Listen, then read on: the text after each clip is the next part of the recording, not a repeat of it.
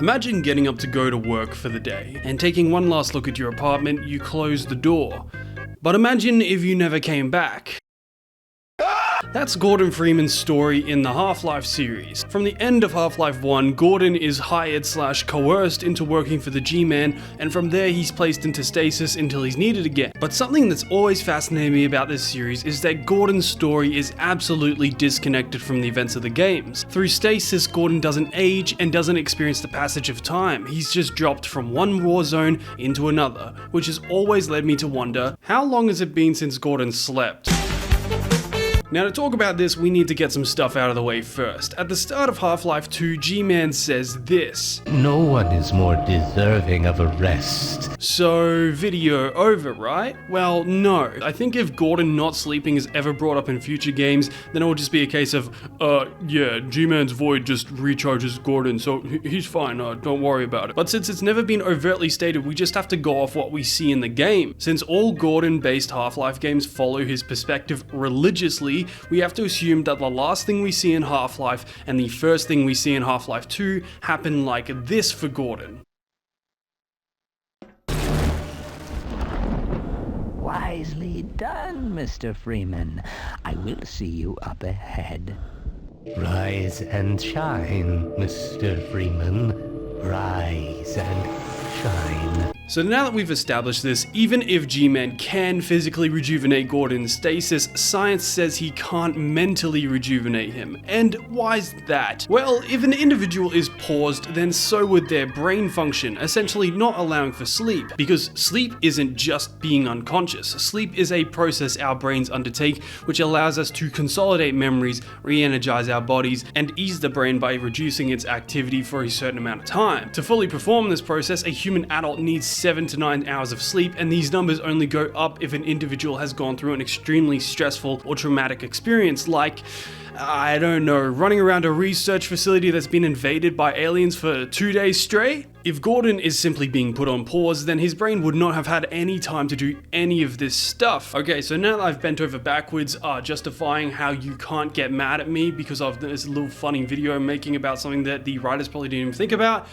let's get to how many days Gordon was awake for. So our first day of Gordon being awake begins in Half-Life 1. Gordon goes to work, causes a resonance cascade which brings aliens through holes in reality, and begins working his way through Black Mesa. At first his objective is to escape, but as he moves through the facility, he's either sidetracked by helping scientists or killing aliens. The next time we see the surface is during Chapter 5, where it's still daylight, so we can assume that this is the same day, which is supported by Chapter 8, where we go outside again to launch a rocket in the dead of night. But during Chapter 9, we're ambushed by a government cleanup unit called the HECU and knocked out. Gordon wakes up in a trash compactor and it's now day outside. By the way, I'm not counting getting knocked out as sleep, because if any of you have ever been knocked unconscious by something, then you'd know it's anything but a restful slumber. This leaves us now at 1 day of Gordon getting no sleep. Moving on to the second day, Gordon plays through the next 9 chapters of the game, with them being residue processing, questionable ethics, surface tension, forget about Freeman, Lambda Core, Zen, Gonox Lair, Interloper, and Nyland. And Prologue, but that's not a chapter, come on. Through these chapters, Gordon does considerably more work than he did in the first half of the game, with him going head to head with the HECU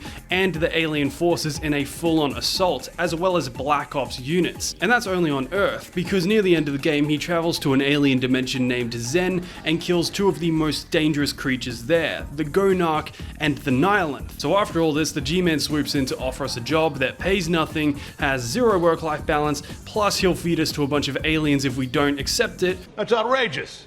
Done. With Half-Life's ending and Gordon going into stasis, we now have 2 days of Gordon not sleeping, a number that will pile up in Freeman's next adventure, Half-Life 2! So after 20 years in stasis, G-Man sends Gordon out into the world that's been destroyed by the consequences of the resonance cascade. Ending up in a train station in Half-Life 2's intro, we begin Gordon's 3rd day of fighting for his life, and during this day, Gordon gets up to all kinds of stuff, like meeting some allies from Black Mesa, getting on the Combine's most wanted list, and shooting his way through the sewers of City 17. All up, Gordon plays through 5.5 chapters on this day. Point insertion, a red letter day, root canal, water hazard, and Black Mesa East. By the time water hazard takes place, it's late afternoon, and Gordon pilots an airboat through the canals with his destination being Black Mesa East. Reaching the research base, the sun sets, but there's no rest for Gordon because the base is attacked by the Combine, forcing us into the abandoned town of Ravenholm. Now this town is abandoned, but it isn't abandoned, since the population is mostly made up of headcrab zombies, so Gordon has to fight his way through the town for the entire night. And we know the chapter takes up the full night because emerging from the mines that lead out of the town in the next chapter,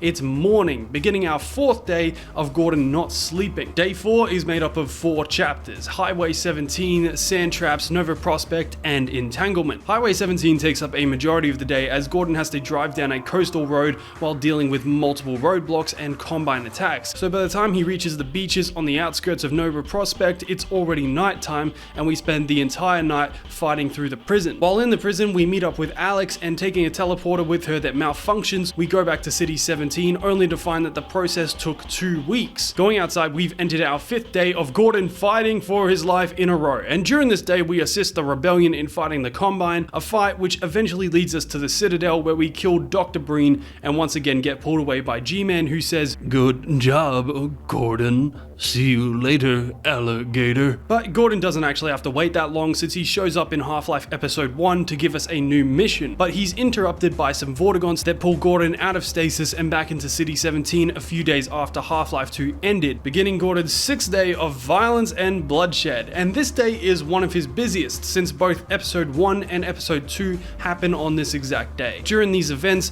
Gordon helps evacuate a bunch of civilians from City 17, drives through the countryside, defends White Forest from a Combine assault, and launches a rocket to prevent the Combine's reinforcements from coming to Earth. After this, Eli tasks Gordon with finding and destroying the Borealis in the Arctic, but before that can happen, Eli is killed by an advisor, leaving Gordon, for the first time ever, with no objective. Until Half-Life Alyx came out. In the past, G-Man makes a deal with Alyx to prevent her father's death in exchange for her taking Gordon's old job, and in a post-credit scene, Eli vows revenge on G-Man for taking his daughter and hands Gordon his crowbar.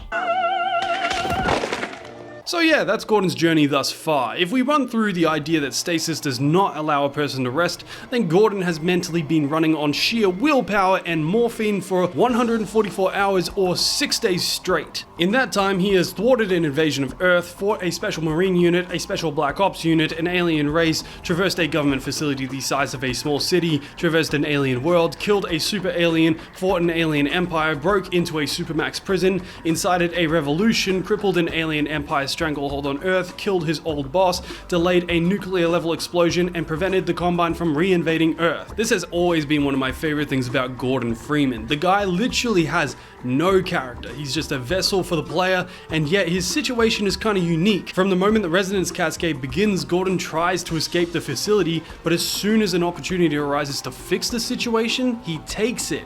And in the second game, every move he makes is moving towards getting the Combine off Earth, because the Combine themselves are also a product of the resonance cascade. Another consequence of the experiment that he was a part of. But why does Gordon do it? Why does he keep going after all this?